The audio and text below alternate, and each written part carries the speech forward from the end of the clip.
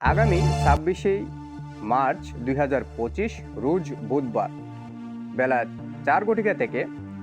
শরৎনগর হাজী সুলতান মিয়া সাহেবের বাড়িতে ইফতার ও মাহফিলের আয়োজন করা হয়েছে। উক্ত ইফতার ও মাহফিলে সভাপতিত্ব করিবেন ৬ নং ওয়ার্ড বাংলাদেশ জামায়াতে ইসলামীর সভাপতি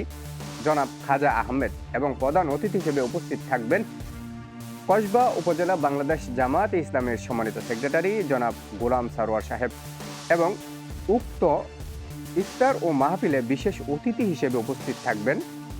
৮ নং কুঠি ইউনিয়ন বাংলাদেশ জামায়াত ইসলামের আমির জনাব হেলাল উদ্দিন সাহেব এবং ৮ নং কুঠি ইউনিয়ন বাংলাদেশ জামায়াত ইসলামের সম্মানিত সেক্রেটারি এবং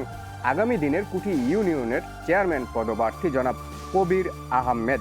এবং আরও উপস্থিত থাকবেন গোলাম মাওলা সাহেব, আব্দুল মতিন সাহেব এবং মুখলিসুর রহমান সাহেব। সাথে সঞ্চালনায় থাকবেন হাসনাত জামান ও রহমতুল্লাহ।